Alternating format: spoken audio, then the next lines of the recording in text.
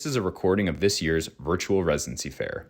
We'd like to take the time to thank the programs that volunteered their time to present to this year's applicants.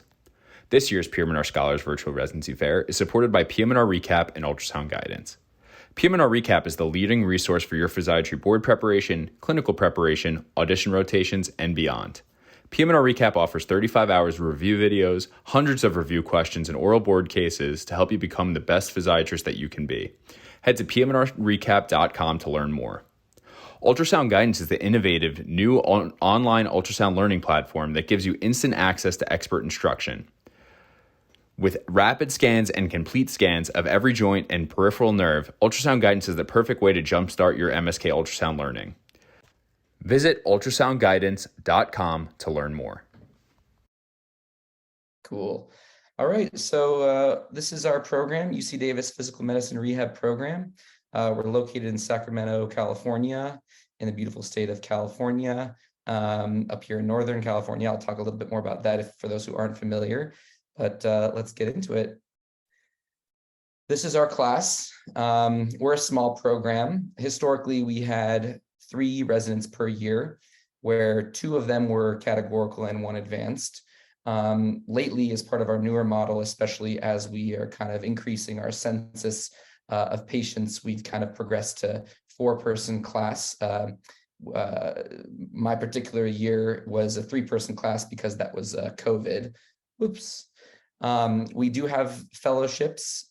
We have a pediatric fellowship that is a 2-year program.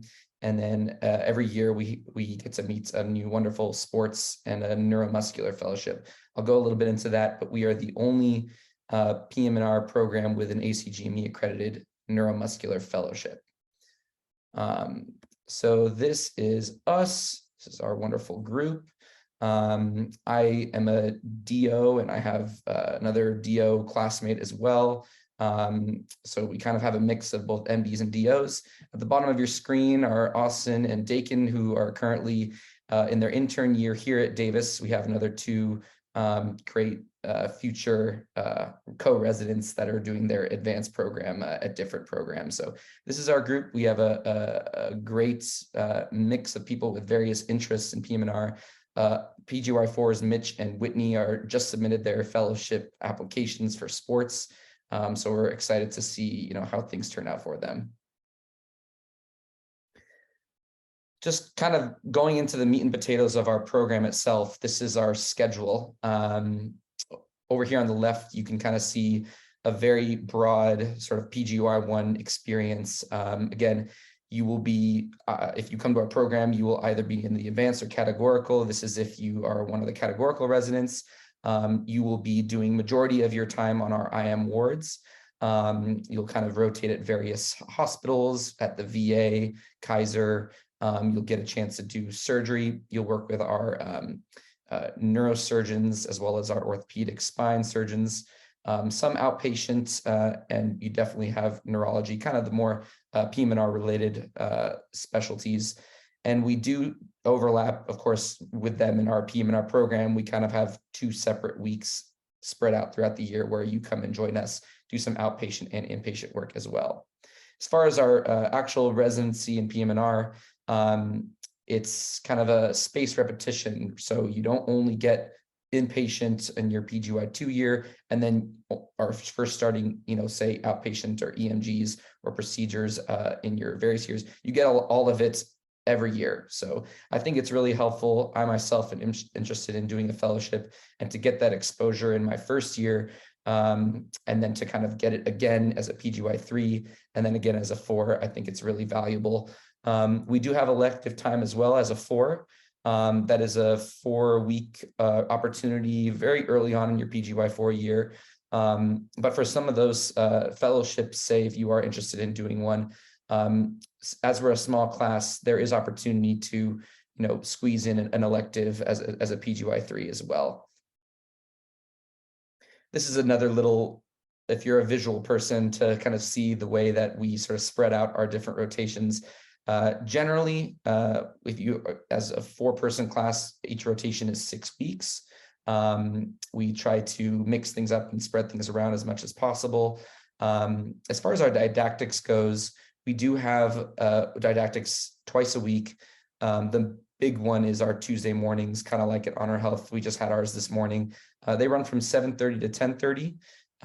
Every didactic presentation that you get in 1 year, you'll see it again the next year, and then again the next year. So you see each lecture 3 times. For me, kind of a lot was happening in my PGY2 year, and then to kind of get it now a second time definitely helps connect those synapses. So we also have a Thursday morning didactic, which involves either case conferences, journal club, grand rounds, multiple different things. We even have SAE review time as well. As I mentioned, they all cycle every 12 months. Each resident will give at least one formal lecture per year. The PGY4s will give their grand rounds presentation in their 4th year, kind of summarizing their main research project and kind of give an opportunity to share all their hard work. And didactics are a protected time, so no pages go off, no calls, nothing. And it's a good time to check in with each other. Almost every month we do have resident only meetings to kind of go through any feedback that we may have. I wanted to just talk briefly about call. I know there are a lot of words on your screen, but I'll just kind of break it down simply. It's home call. So the only during the weekdays, which is Mondays through Thursday after 5, anytime from 5 to 7 a.m. the next day, one resident will be taking call for both adults and peds patients all throughout our different locations. So I'll kind of go into the breakdown a little bit now. We have for our weekend calls, and a lot of this is kind of a moving target, especially because we have a new rehab hospital, which we're very excited about. But because we anticipate that census to go a little bit higher as we sort of accept more insurances and more people start flowing in, we expect this call schedule to kind of fluctuate. But for now, we have a long call and a short call. A long call resident will basically be where you round on the adult patients and take calls for any adult consults over the weekends. In addition to that, we've worked out that this person will also hold the pager at nights for both adults and peds. The good news is that we do have a hospitalist that's available 24/7 at any point. So if there's a patient that comes over, they have some multiple comorbidities, they might have something that we need to watch, a hospitalist will round and give their feedback as well. So that's long call. The short call resident will be covering kind of the pediatric patients, and that census can vary anywhere from 4 to sometimes 8 kiddos. That's spread out between our UC Davis Hospital and Shriners. They'll also take the peds consults, and if necessary, will be available at any point for the long call resident. Your call responsibilities become less and less as you progress through your years. You can see the call schedule down there for PGY2s. They take 7 long call, 4 short, 1 major holiday, which includes Christmas, New Year's, and Thanksgiving, and then 2 minor holidays. A little bit about our policies and benefits. We have 28 vacation days, 4 educational days, 12 sick leaves, as well as some wellness days and time dedicated for research. One thing that I love is that I don't feel like a poor resident. I feel like I am compensated. We have great stipends. We have a wonderful food stipend, educational stipend to go to conferences. And I remember coming aboard as a PGY2, and I had a very nice, helpful housing stipend as I transitioned to Sacramento. So jumping into our faculty, we have some incredible physiatrists that we get a chance to work with. Dr. McDonald is the chair of the PM&R department. He is probably the top leading researcher in Duchenne's muscular dystrophy, and he runs multiple neuromuscular and muscular dystrophy multidisciplinary clinics. Dr. Lauren Davidson is our program director. He has been taking on lead role as a program director for the past few years. Dr. Vandenacker is kind of going to eventually be retiring in a few years, so she's been sort of taking her foot off the gas as far as her roles and responsibilities, but she's still been available. Dr. Dorsett is one of our wonderful inpatient physiatrists.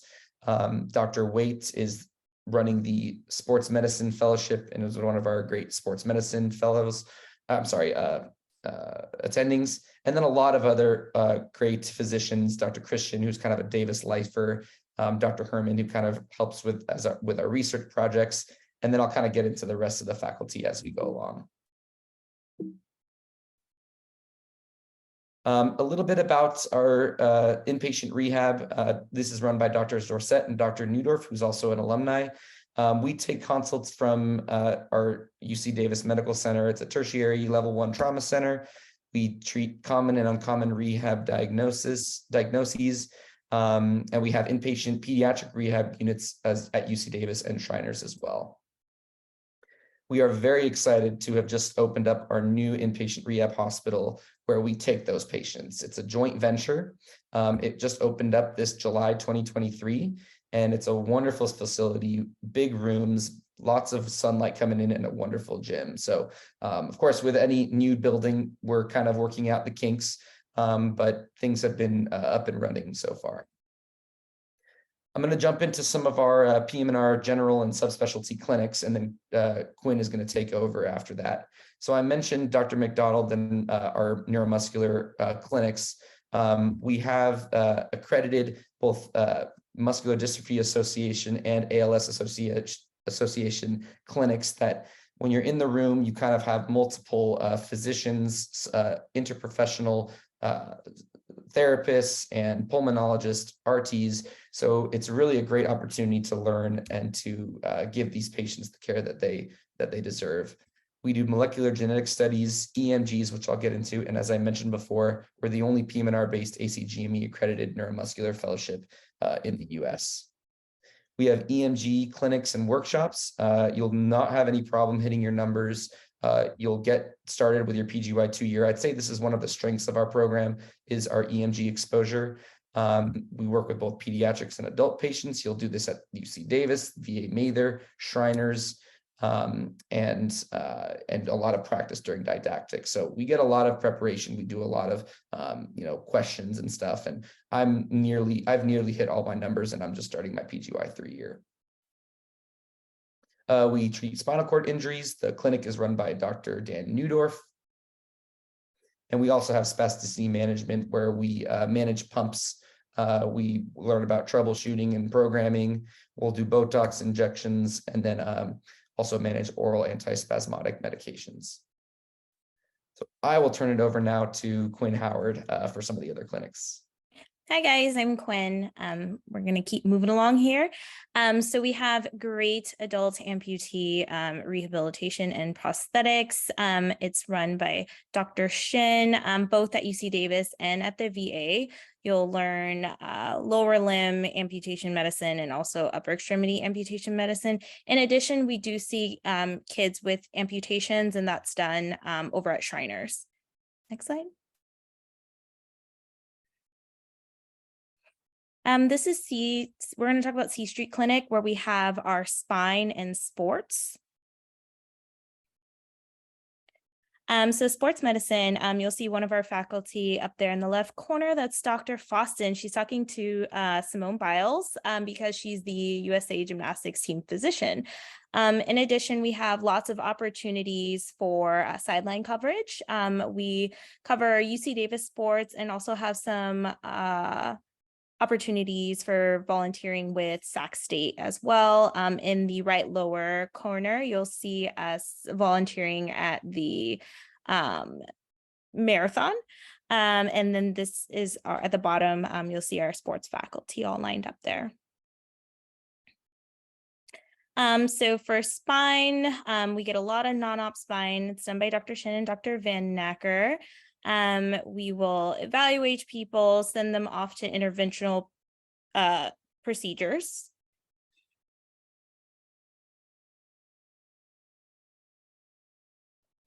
And then in pediatrics, we have a really robust program.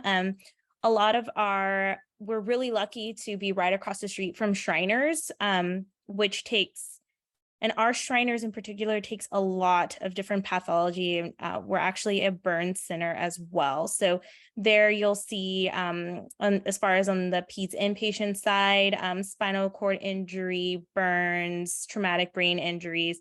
We have a lot of outpatient peds clinics there. That includes, like I was saying, the amputee medicine, more spinal cord injury outpatient clinics. We have a spina bifida clinic and a brachial plexus clinic.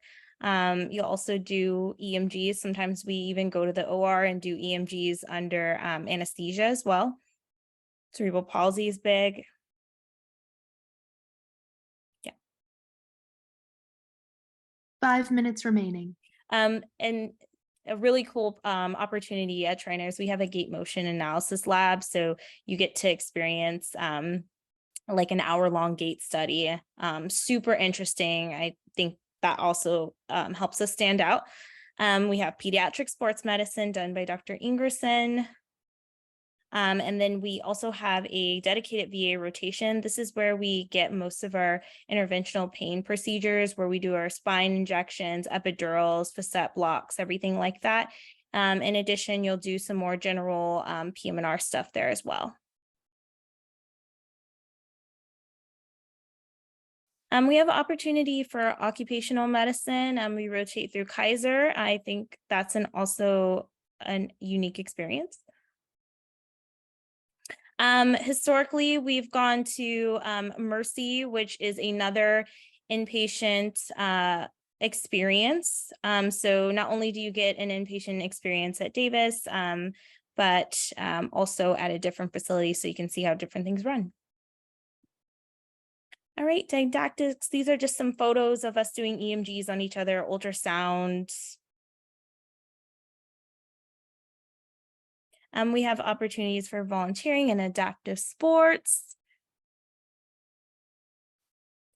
We recently ramped up our research.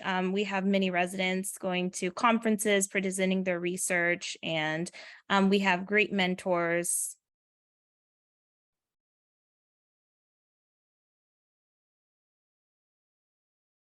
All right. Resident wellness. Yeah, go ahead. So that is kind of the overarching theme with our program. And now I get to talk about the fun stuff and kind of living in Sacramento and some of the things that we get to do. We do have a lot of great opportunities to just kind of hang out outside of work. Top Golf over there on the left was our resident wellness event.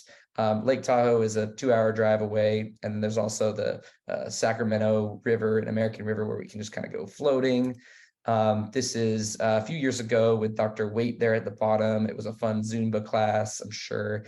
Some of our residents were there, and just more pictures. Woohoo! We have a lot of fun. I love our group. It is just a really great time, and I truly feel like I am part of a family. I'm not just saying that. Bottom left there was our Halloween party / 3 of us turned 30 like within the same week, and that was really fun. There in the middle are our 2 recently graduated residents over on the right, also just kind of having some fun, and then a little Christmas party here. Sacramento, for those who are not too familiar, we are up in Northern California, about an hour and a half away from San Francisco. You can see there, just inland. It has a lot of great things to do, wonderful food. It was called the City of Trees. Now it's switched to the Farm to Fork capital of the world. So just very fresh, good, amazing food. It's kind of an agricultural area out here. It's a state capital. And within 2 hours, you can be in Yosemite, you can be over in wine country, you can be skiing on the slopes in Lake Tahoe, or you can be in the San Francisco Bay Area. I can say personally, I grew up in the Bay Area and I went to college at UC Davis. I really feel like there's no shortage of things to do to kind of get away from it all. So really great place to live and quite decent cost of living for a major California city. And then just if you're a sports fan, we have surrounding colleges, Sac State and UC Davis. We also have the Sacramento Rivercats, which is the minor league team for the Giants, Sacramento Republic. If you haven't heard, Messi is now part of the MLS, so maybe you can get a chance to see him live. And then biggest thing was the Kings made a great run, like the beam, although I am impartial because I'm a Warriors fan, but it was really cool to see the city go off last year in the playoffs. 1 minute remaining. So that's us. Up there in the top left corner, sorry it's so small, but if you just search UC Davis PM&R over at Twitter or Instagram, you can check our page and see our updates. If you also go to the main UC Davis PM&R website, you can click on each resident and all our information and contact information will be there. Feel free to shoot us an email with questions. You're never a bother. I know we have about 30 seconds here, so maybe if there's a chat question or if you guys want to fire off a question, just with your mics, go for it. But we will be here for the next minute or so. Let's see. No such thing as a bad question also, guys. No such thing as a bad question, never. Didactics available virtually or for applicants and students to attend. Definitely for those rotating med students, I'm not too sure. I don't see it being a problem if you wanted to join in if you're not a rotating med student, although I can't confirm that. Have you all had U.S. international med graduates in the past or currently as residents? I'm not too sure, but we are accepting of all residents, international, DO, MD, all of the above. Are there any opportunities to work with underserved populations? There's always an opportunity. I'd say that even though it's a major U.S. city, you know, it's certainly, there are certain areas that are quite underserved. And I would say that, you know, the VA population as well would be considered an underserved community, but there definitely are plenty of underserved volunteering opportunities. One of our attendings, Chris Shin, does helps out at one of the student-run clinics out here in Sacramento, and there are some other ones at Davis as well, which are great. Thank you to UC Davis. We really appreciated your presentation this evening.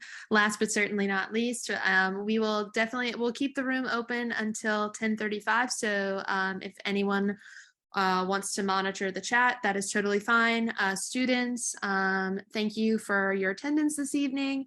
Make sure to get those emails down and phone numbers that people have been putting in the chat. The room will be closing at 10:35. Thank you so much. And our next session is this coming Thursday at 8 p.m. Hoping to see some of you there. Thank you, everyone.